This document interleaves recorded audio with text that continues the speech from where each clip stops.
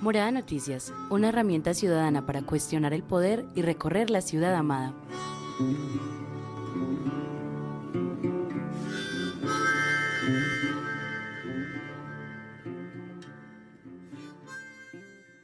Buenos días, buenas tardes o buenas noches, dependiendo de la hora en la que nos escuchen. Bienvenidas, bienvenides y bienvenidos a la emisión de Morada Noticias de este miércoles 28 de abril de 2021, 28A, el Día del Paro Nacional. Si vos que nos escuchás sos nueva o nuevo por estos lares, te cuento que Morada Noticias es el noti parchado, punkero y pirata de Medellín, que es pregrabado y tranqui que en los próximos días les traemos toda la información de cómo se vivió la marcha del paro nacional en Medellín. Yo soy Ana Cristina Marino y hoy les estaré acompañando en esta emisión, la número 73 de la cuarta temporada de Morada Noticias. Hoy en Poder, Kate les hablará del papel de las niñas y los niños en la guerra. Y ¿saben qué? No nos cansamos de repetirlo. Las niñas y los niños reclutados no son máquinas de guerra.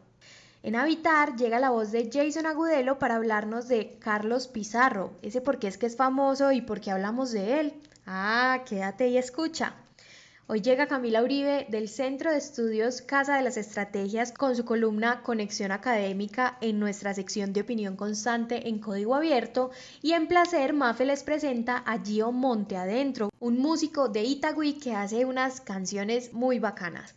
Esto es Morada Noticias y Dani, hola, contanos qué hay en la cartelera de hoy. Caray, eso sí me interesa, ¿eh? Hola moradoras y moradores, bienvenidas, bienvenidos y bienvenidas al noti más parchado de todo Medellín. ¿Cómo van pues? Yo soy Dani y les traje la info este miércoles. Parce, les cuento que el Consejo de Medellín hundió el proyecto de la Alcaldía de Medellín para transformar el aeropuerto La Herrera. Para las y los que no sabían, ayer se realizó el segundo debate en el que se habló de transformar el establecimiento público La Herrera en una empresa comercial e industrial del Estado para volverlo a un parque público. El debate estuvo tan pero tan fuerte que piden que la discusión duró casi 7 horas y media. ¿Por qué? Porque quienes votaron que no dijeron que el proyecto no tenía nada que ver con convertirlo a una empresa, mejor dicho, no se comieron el cuento de Daniel Quintero. Hey, ¿recuerdan que les dije que ayer varias veces se quedarían sin agüita? Pillen que hoy también, pero esta vez será para 32.586 personas que viven en el municipio de Sabaneta. Entonces, entre las 9 de la noche de hoy y las 3 de la madrugada de mañana estarán sequitos. Parce, qué chimba cuando las y los jóvenes de Medellín hacen cosas parchadas, ¿no? Lo digo porque Juan David Bao Rodríguez, un estudiante de 23 años de quinto semestre del programa de diseño gráfico de la institución universitaria Pascual Bravo de Medellín, se ganó un concurso de Warner Bros. Pictures en el que diseñó la portada de la película Aquellos que desean mi muerte, protagonizada por Angelina Jolie. Felicitaciones, men. Estamos pilas para cuando esté en cines para ver todo tu trabajo. Y para cerrar, si a vos te gusta comprar tus alimentos en los mercados campesinos, te cuento que por las encerronas de los fines, los mercados se harán los jueves desde las 8 de la mañana hasta la 1 de la tarde en Ciudad del Río, Parque Lineal La Presidenta, Primer Parque de Laureles, Los Almendros, San Joaquín, Villa de Aburrá, Unidad Deportiva Barrio Cristóbal, Belén, Cristo Rey, Mon y Velarde, Parque de la Vida, La Floresta, Loma de los Bernal, Nuevo Occidente, Pilarica, Uva La Ilusión, Santa María de los Ángeles, San Antonio de Prado y Palmitas. Y si no te queda para ir a comprar directamente, en la página web compralocal.medellindigital.gov.co puedes pedir todo el mercado. Nos escuchamos mañana. Chao, chao. ¡Qué buen servicio!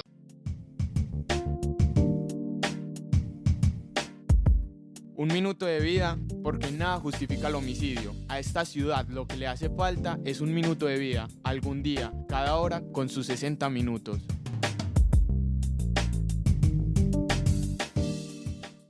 El martes 27 de abril de 2021 asesinaron a Miller Alonso Urán Zapata, de 43 años, en el barrio Campo Amor, Comuna 15, Guayabal.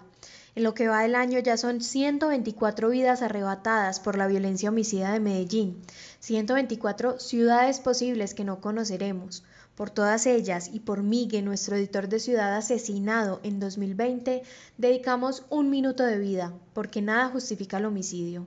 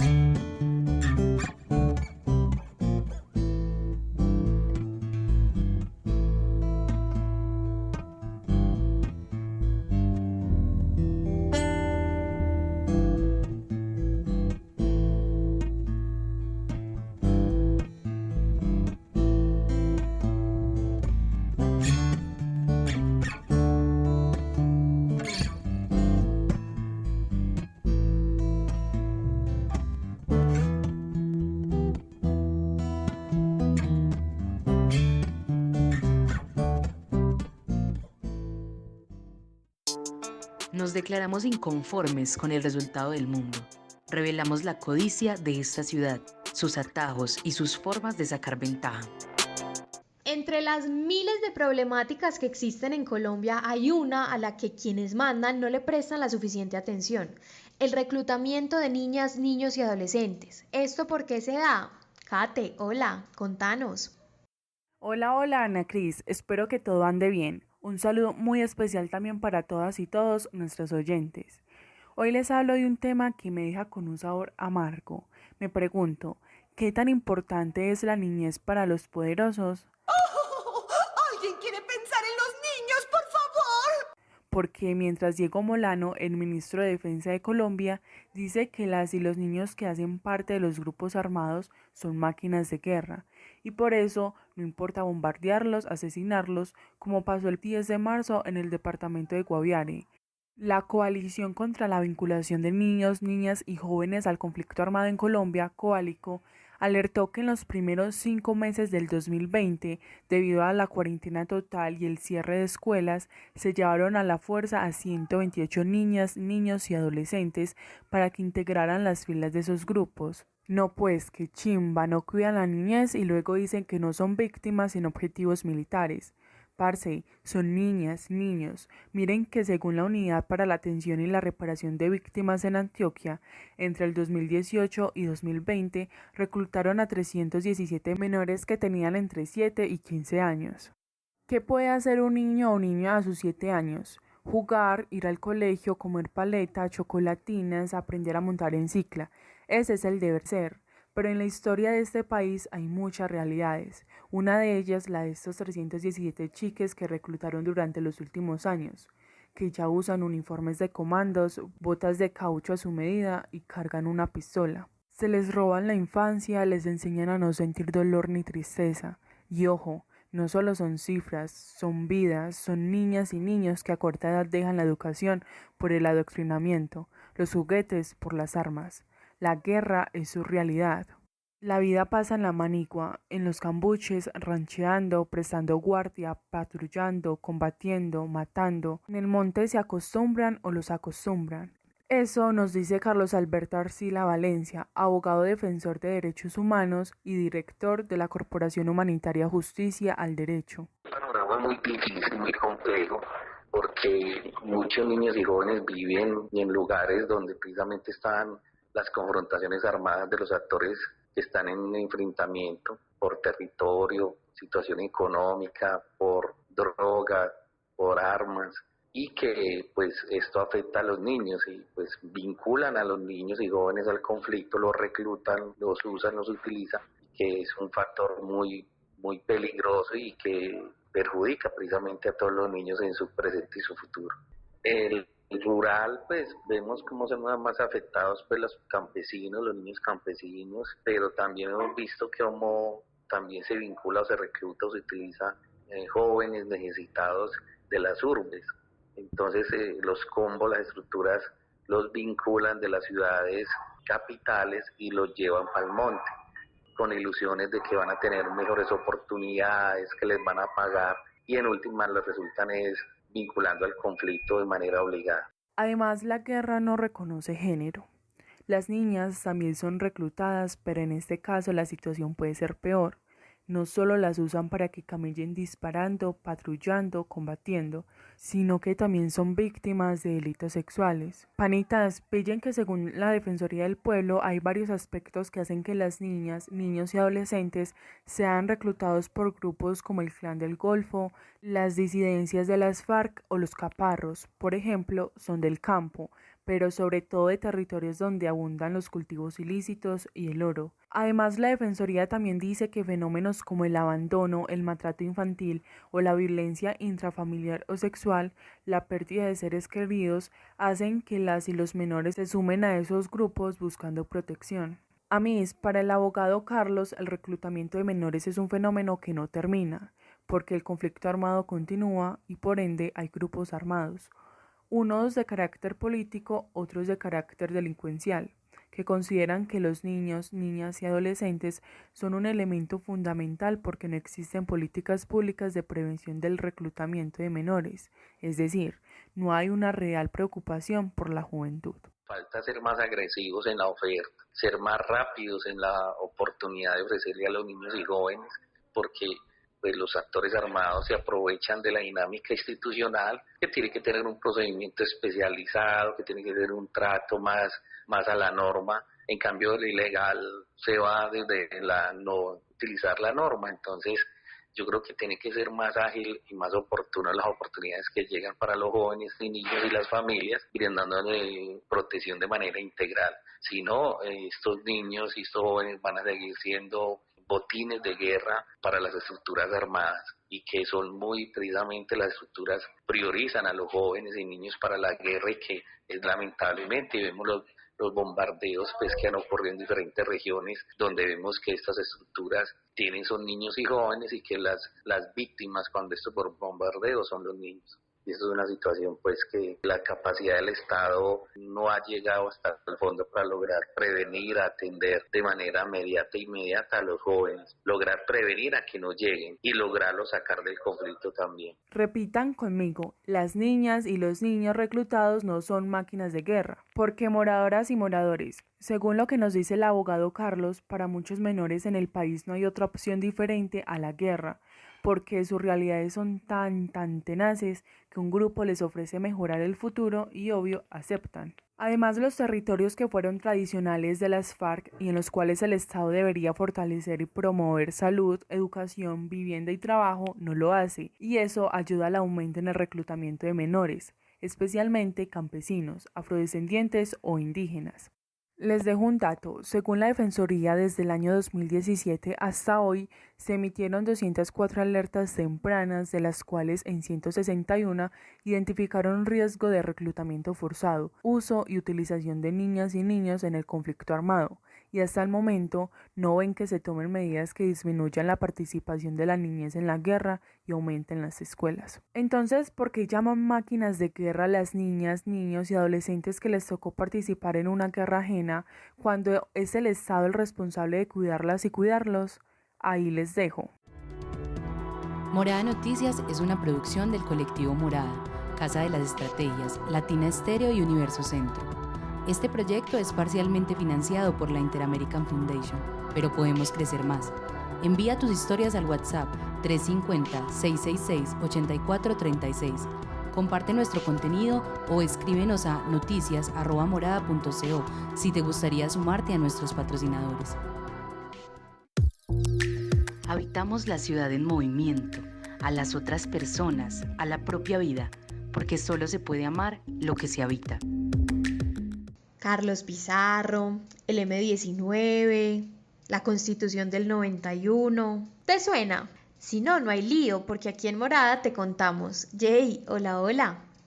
¡Ey! Buenas, buenas. Ana Cris, un saludo muy especial a todas y todos nuestros oyentes. Peladas, pelados, ¿qué sería de nosotros sin la historia? Se verá vuelta no poder acudir a los libros para enterarnos qué pasó en este territorio, en qué fallamos como sociedad y cómo podemos cambiar las situaciones para que no se repitan. Aunque en este país no es que sea muy fácil eso de no repetir. Gente, como en Morada Noticias nos gusta recordar esas personas, esos momentos que marcaron la historia, Hoy les hablamos de Carlos Pizarro León Gómez. Este pana es reconocido por ser el máximo comandante del grupo guerrillero M-19 y por ser el primer líder del país en lograr un pacto de paz entre el gobierno nacional y una guerrilla. Ay, el pasado 26 de abril se cumplieron 31 años desde su asesinato, cuando tenía apenas 38 años. Viajemos al pasado.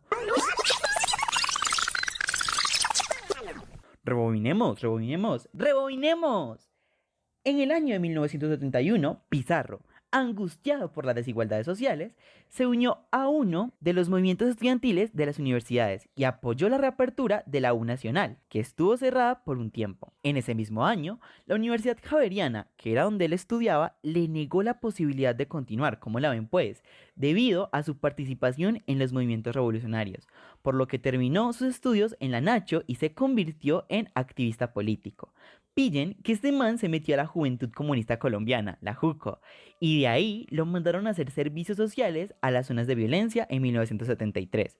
Junto a Jaime Batemán, Álvaro Fayad alias El Turco, Luis Otero Cifuentes, Vera Grave, Iván Marino Espina y otros, crearon el movimiento 19 de abril, más conocido como el M-19, una guerrilla urbana, nacionalista, bolivariana y socialdemócrata. Parece. ¿Y saben qué?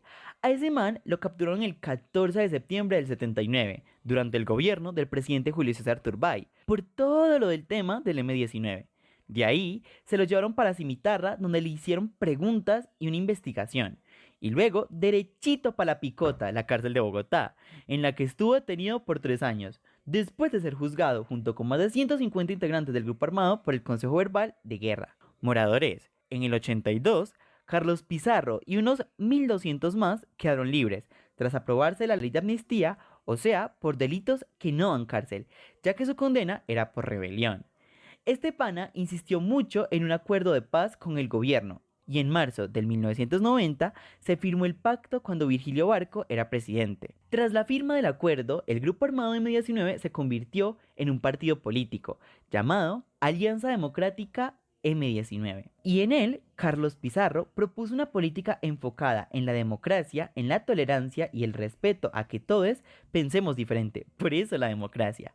Escuchemos a William de Jesús Estrada Cano, sociólogo, profesor de la UDA y militante del partido político Comunes. ¿De dónde salió él? Y la idea es que no se ha hecho el análisis, pero dentro de la universidad es ser estudiante inteligente y mirar la connotación política y las condiciones de imposibilidad política que construyó este Estado desde que le mataban liberales y conservadores desde allá de la Guerra de los 1000 días en el año 1900 y desde ahí hasta ahorita, el 48, que llega por Espinilla y después hacen ese acuerdo y desde ahí entonces ellos ya eliminan al rato el contradictor que no sea liberal y conservador. El M-19 juega un papel en lo urbano, es una guerrilla muy urbana y Pizarro tenía una característica después de los diálogos, era que de todas formas tenía formación académica y tenía como una imagen que atraía mucho y esa forma de salir de la política le dio un giro a lo que eran los votos en Colombia.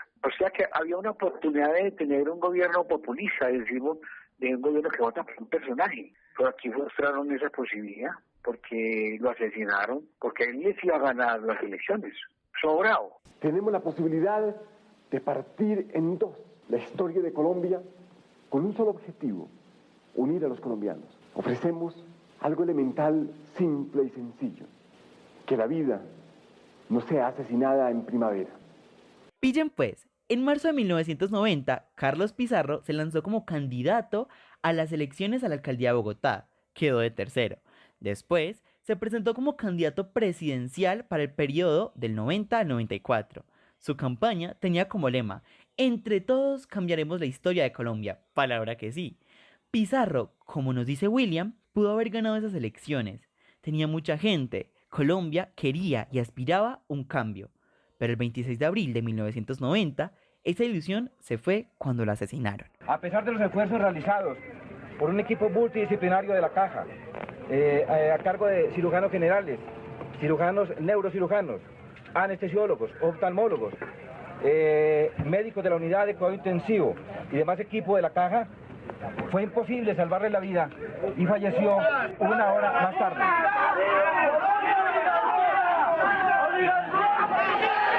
¡Amigo! ¡El pueblo está contigo! ¡Pizarro! ¡Amigo! ¡El pueblo está contigo! Porque todos los que salimos de aquí sabemos que nuestra vida corre riesgos. Solo un mes y medio había pasado desde que Pizarro entregó su arma de guerrillero para iniciar lleno de optimismo la vida política. ¡Pizarro! ¡Amigo! ¡El pueblo está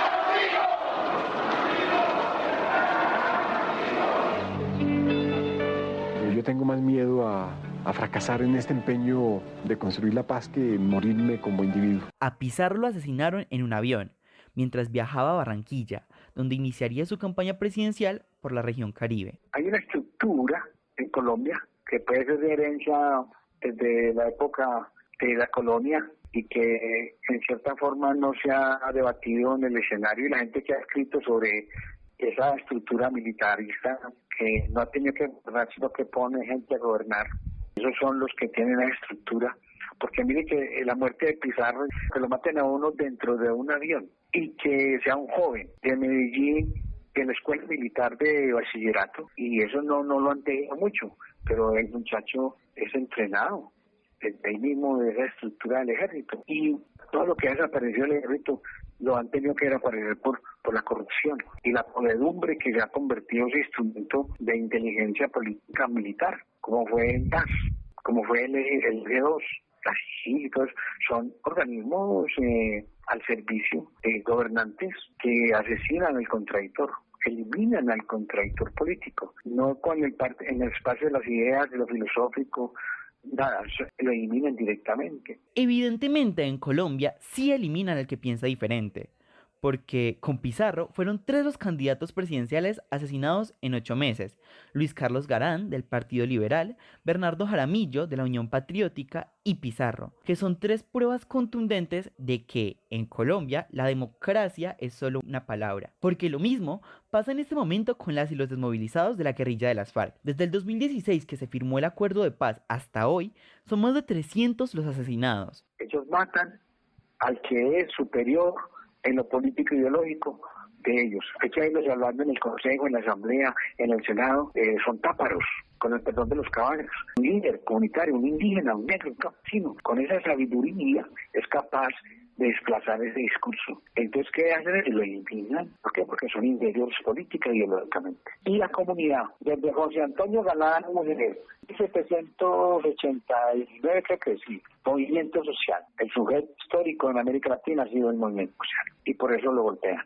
Y por eso estar ahí en su vida, porque es superior a los partidos políticos. Y lo que se ha ganado en educación, en salud, en universidades, en servicios públicos, en vivienda, el movimiento social. Es ahí donde nosotros tenemos que ver el camino que nos muestra lo ancestral, porque ya lo del grupo armado de la guerrilla se está replanteando.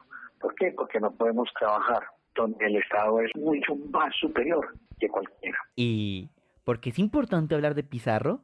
Porque recordemos que el M-19, en cabeza de él, fue uno de los grupos a los que les tenemos que agradecer la Constitución Política del 91. A MIS. Las únicas condenas por el magnicidio de Pizarro León Gómez fueron contra los líderes paramilitares Fidel y Carlos Castaño Gil, ambos fallecidos. Pero, según una publicación de nuestros colegas del Tiempo, hay otras investigaciones abiertas. La de los exfuncionarios del DAS, Manuel Antonio González Enríquez, quien era director de protección, y Flavio Trujillo Valenzuela, encargado de corporaciones públicas, y 2 particulares. El militar retirado Elías Hernando Salas, quien trabajó para Carlos Castaño y habría llevado el arma homicida hasta el aeropuerto El Dorado, y el contratista de Avianca Ernesto Munarriz Salcedo, última persona en inspeccionar el vuelo antes de ser abordado. A pesar de que esto no estaba entre sus funciones, el arma se escondió en el baño de la aeronave. Hace 31 años, moradoras y moradores, hace 31 años que asesinaron a Carlos Pizarro. Pillen que él hizo tanto en tan poco tiempo que aún se recuerda su legado y se siente su pérdida. Voces soñadoras en Morada Noticias. Opinión constante en código abierto. Cada miércoles, Camila Uribe de Casa de las Estrategias y Conexión Académica llegan con un análisis de estudios que tienen relación con Medellín. Hoy nos hablarán del gobierno por Twitter de quienes están en la alcaldía de Medellín y su relación con seguridad. Conexión Académica. La mirada de Casa de las Estrategias sobre investigación, mediciones, teorías y centros de estudios. Con la dirección de Camila Uribe. Hola. Hoy vamos a hacer la tercera y última entrega sobre el análisis del discurso del gobierno tuitero de Medellín. Recuerden que esto lo hacemos en Casa de las Estrategias con una herramienta de un software para hacer nubes de palabras donde salen más grandes las palabras que más se repitieron y más pequeñas las que menos se repitieron. También recuerdan que les dije sobre el discurso de seguridad que aparece en marzo en las cuentas de la alcaldía. Pues les cuento de nuevo. En marzo la política de seguridad estuvo movidita, resaltando las dos palabras duro, golpe. Esto empieza a mostrar una prioridad, una preocupación o un problema con la seguridad que se interviene de una forma muy tradicional y como conservadora y con un acento en la tecnología. Pero eso sí, mucho duro golpe y poco innovación, poco enfoques integrales, poco prevención con jóvenes, poco. Con la campaña No Copio aprendimos que el discurso del mandatario se vuelve un bien público de mucha relevancia. No solo necesitamos que el gobernante sea ejemplar, sino que cuide cada detallito de su comunicación pública, porque esto puede ser definitivo para ir cambiando algunos rasgos culturales que nos hacen daño o para hacer cambios en hábitos de pensamiento sobre las víctimas de violencia, por ejemplo. Lo que un alcalde reproduce en comunicaciones y discurso, las posiciones que toma, en lo que se declara neutral, lo que le parece normal, todo eso puede afectar en el corto plazo la cultura. Y esto pasa con cosas tan tangibles como sucedió en la alcaldía anterior, y es como promover de una u otra forma la justicia, entre comillas, por mano propia, porque sus posiciones, su discurso, así lo hicieron y porque hasta un funcionario público lo dijo detalladamente. Más allá de esa responsabilidad con el discurso, todo debería basarse en la honestidad, en la franqueza, en la honradez en el discurso. Necesitamos más políticos que digan que no saben, que reconozcan que se equivocaron o que se les había olvidado, que no tuvieron algo en cuenta. Eso es normal, pero pareciera que en el poder estatal o público, que este poder hace a los políticos expertos en todo y además infalibles. Pues no, relájense. Nuestra cultura política debería de ser más de director de orquesta, rodearse bien y menos de el ungido sabelo todo. Creo que empieza a quedar clara la evidencia de que el alcalde actual de Medellín en varias ocasiones se ha equivocado en el discurso y que además ha faltado a la verdad. Depende de cada uno pensar si eso es un error o si es algo intencional. En todo caso, en ambos casos son temas serios como todos los del discurso de un alcalde. Pero si fuera el segundo caso, eso significaría que es engañar y manipular a la ciudadanía. Muy grave. La mayor crisis en la que podamos estar en Medellín es la de la desconfianza. Es por eso que el discurso y las comunicaciones son tan determinantes y graves. La honestidad y la honradez en el discurso siempre llevan a una materialidad. Por eso el discurso no es solo un estilo, una forma, sino que muestra un fondo de lo que está mal. En desconfianza es imposible desarrollar poder democrático y eso lo hemos necesitado mucho para enfrentar el COVID-19 y esta crisis tan grave. Solo desde la desconfianza el liderazgo nos podría unir y sacar lo mejor de nosotros. Pero ante un discurso deteriorado que busca culpables y que se encarga solamente de atacar a otros como una forma de no debatir lo que se les critica en el servicio público, pues solo queda lo que estamos viendo, un poder ramplón y un autoritarismo vedado. No cambiaremos la culpa por el gozo. Morada Noticias reivindica el derecho al ocio, al olvido y el placer. En Morada Noticias cabe toda representación de arte que exista. Hoy les traemos un músico de Itagüí para el mundo, Gio Monteadentro. Mafe, hola. Queridísima Ana Cris, espero todo esté muy bien. También saludo a todos quienes nos escuchan hoy 28 de abril, día de movilizaciones en la ciudad y en el país. Aprovechando que estamos con tanta manifestación, hoy les contamos de la música con contenido social para que se parchen a buscar qué las y los representa en este género. Y esto se va a controlar. Peladas y peladas, la canción social se alimenta de la lírica universitaria, del sindicalismo, de las injusticias cotidianas, alentando la lucha por ideales, poderes y pertenencias. Para este género es muy importante que las letras tengan un vocabulario parchadito, así como nosotros les contamos las noticias, para que muestren lo que viven las comunidades. Las letras rebeldes, los ritmos y elementos simbólicos que representa cierto tipo de música es una inspiración para los activistas. Eso nos dice el pelado que entrevistamos para la sesión de hoy, Gio Monteadentro, un músico de Itagüí. Él encontró un elemento que le otorga bases para sustentar su discurso rebelde y de resistencia en la identificación con otros que están en la misma sintonía. Un discurso sonoro, rítmico con métricas y versos. Un lenguaje que inspira y motiva la rebeldía, la música.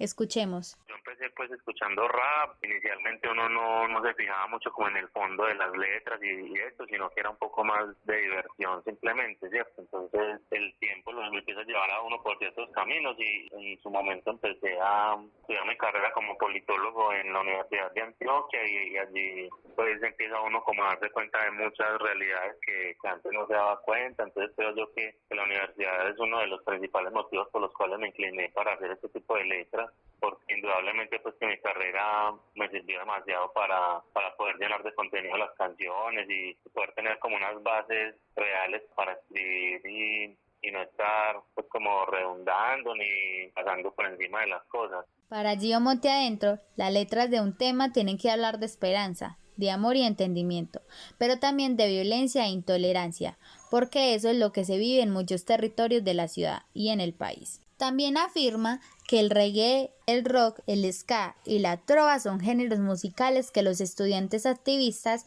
siguen con más frecuencia, porque son estilos musicales que los inspiran en su rebeldía, porque la palabra puede transformar comunidades. No sé cómo hay gente que empieza a ser pues, artista y todo eso y parece ignorar un montón de realidades que hay a su alrededor y pareciera que vive pues como en un mundo de fantasía y la fama lo vuelve pues como que ya esa es la vida y no se da cuenta de lo que pasa a su alrededor. Entonces es complicado hacer este tipo de contenidos, pero siempre es necesario porque, como te digo, en un país como el que vivimos, las realidades superan muchas veces el gusto de uno por hacer ciertas cosas, entonces uno no puede quedarse maniatado y si uno tiene una herramienta como la música, como la capacidad de hacer canciones, me parece fundamental porque es una forma pues pacífica y muy dinámica de llegar a las personas con las realidades y con los contenidos que muchas veces nos ocultan en los medios de comunicación. Entonces sí me parece que es fundamental que diferentes géneros se dediquen a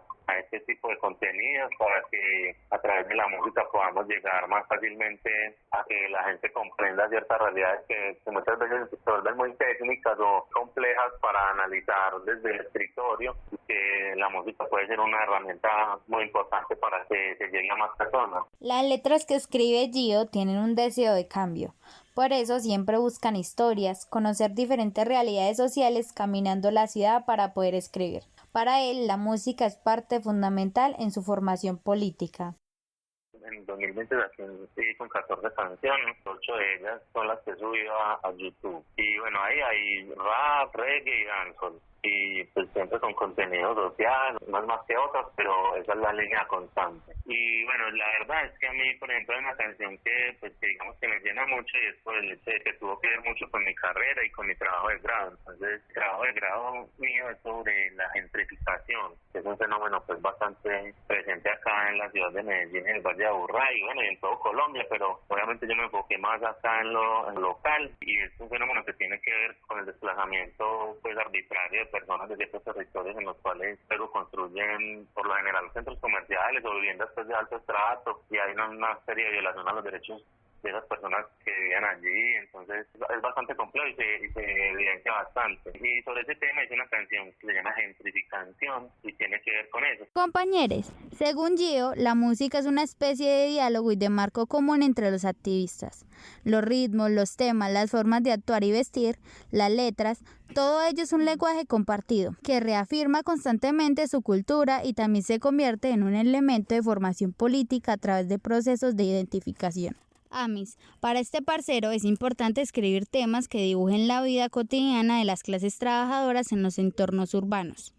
También que se asocien con la lucha que diario sostienen los campesinos para sobrevivir, o que reflejen el malestar ante el gobierno y la policía, que denuncien la represión, la corrupción, la pobreza y la desigualdad. Es difícil pues como difundir este tipo de contenidos, bueno, y sobre todo ahorita con la pandemia pues más difícil aún, sobre todo el voz a voz, pero nada, se sigue trabajando principalmente con plataformas, el internet, pero también la idea ahorita con la pandemia y esto pues ha sido como caminar por ahí por los barrios ofreciendo el CD, cantando las canciones, también asistiendo pues a reuniones con compañeros para tratar de movilizar pues la cultura, ¿cierto? De que no nos paralicen de esta manera las formas artísticas de expresión y de ganarse la vida. Es difícil, pero se puede hacer. Compitas, esta es una chimba de proyecto, a lo bien que se lo recomiendo.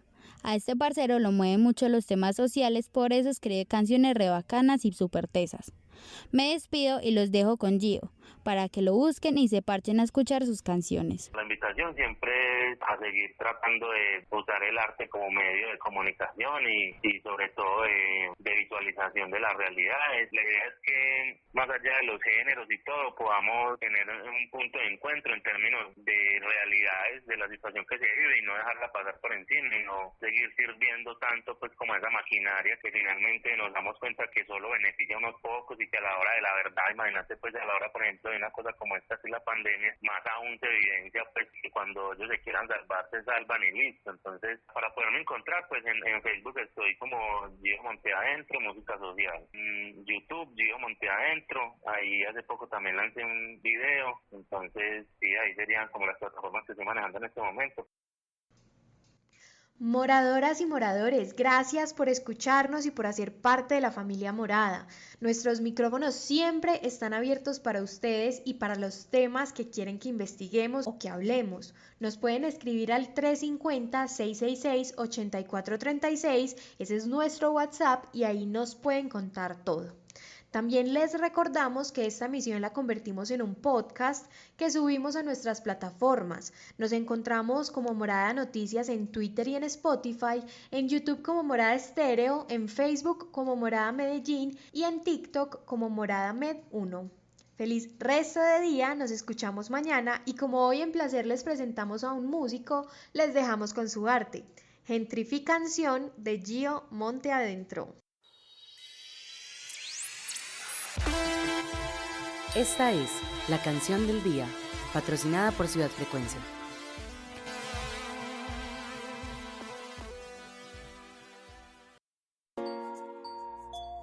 Va. 1, 2, 1, 2. Gio Monte Adentro. Esto es gentrificación.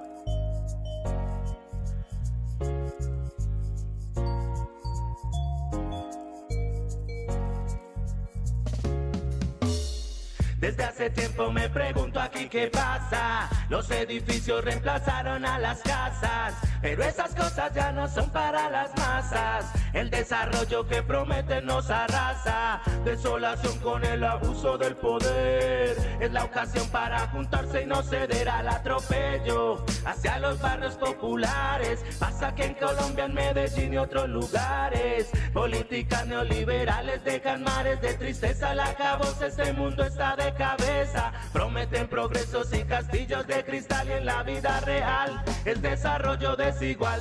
Falso progreso que nos venden, falsas promesas. Falso progreso que nos venden, no me interesa. Falso progreso que nos venden, falsas promesas. Falso progreso que nos venden, no me interesa. Los comerciantes de lo ajeno buscan hoy un sitio bueno y olvidado para venderlo en el mercado. Y los sociales disfrazados aumentan, los desplazados son privados con la ayuda del Estado. Intervenciones que hasta la vida nos cuestan, contradicciones sin derecho de protestar. Las decisiones de escritorio nos molestan, el territorio se defiende y no está en venta. Desposesión es la misión, la represión aumenta, es gentrificación lo que a mi pueblo que atormenta. Y como sabemos que ustedes van a seguir, nos juntaremos para luchar y resistir. Falso progreso que nos venden, falsas promesas, falso progreso que nos venden. No me interesa, falso progreso que nos venden. Falsas promesas, falso progreso que nos venden. No me interesa. Ahora nos dicen que es una renovación, pero nos niegan toda participación. Desolación con el abuso del poder, es la ocasión para juntarse y no ceder. Vamos a defender la dignidad y el suelo, pues las migajas que nos dan no son consuelo. Lógicas de la innovación sin las necesidades básicas, sin contar con la población es la ambición. La deshumanización, romantización del progreso con dolor. La visión del mundo donde no cabe el amor. La visión del mundo donde no cabe el amor. Falso progreso que nos venden, falsas promesas, falso progreso que nos venden. No me interesa, falso progreso que nos venden. Falsas promesas, falso progreso